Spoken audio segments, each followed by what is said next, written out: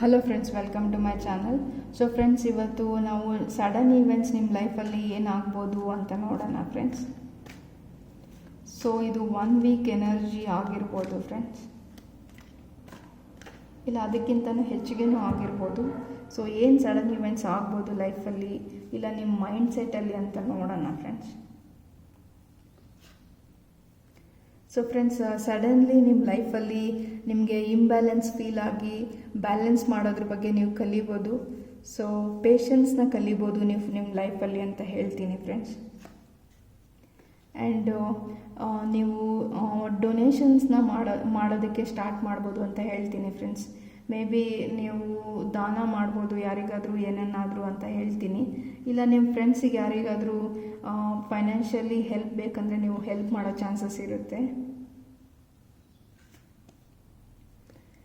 So ನಿಮ್ಮ plans ಏನಾದರೂ ಇದ್ದರೆ ಲೈಫಲ್ಲಿ, ಸೊ ಆ ಪ್ಲ್ಯಾನ್ಸ್ ಬಗ್ಗೆ ಆ್ಯಕ್ಷನ್ ತೊಗೊತೀರಾ ಅಂತ ಹೇಳ್ತೀನಿ ಫ್ರೆಂಡ್ಸ್. ಇಷ್ಟು ದಿನ ಮೇ ಬಿ ನೀವು ಅದು ಪ್ಲ್ಯಾನ್ ಬಗ್ಗೆ ಯೋಚನೆ ಮಾಡಿಲ್ದಿರ ಇರ್ಬೋದು, ಈಗ ನೀವು ಆ್ಯಕ್ಷನ್ ತೊಗೊಳೋ ಚಾನ್ಸಸ್ ಇದೆ ಫ್ರೆಂಡ್ಸ್.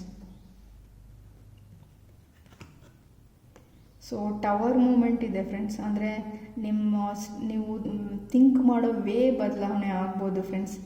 ಯಾವುದಾದ್ರೂ ವಿಷಯದ ಬಗ್ಗೆ ನೀವು ಏನು ಯೋಚನೆ ಮಾಡ್ತೀರಾ ಆ ಯೋಚನೆ ಬದಲಾಗ್ಬೋದು ಅಂತ ಹೇಳ್ತೀನಿ ಫ್ರೆಂಡ್ಸ್. ಮತ್ತು ನೀವು ನಿಮ್ಮ ಇಂಟ್ಯೂಷನ್ನ ಅರ್ಥ ಮಾಡ್ಕೊಳಕ್ಕೆ ಟ್ರೈ ಮಾಡ್ಬೋದು ಅಂತ ಹೇಳ್ತೀನಿ ಫ್ರೆಂಡ್ಸ್.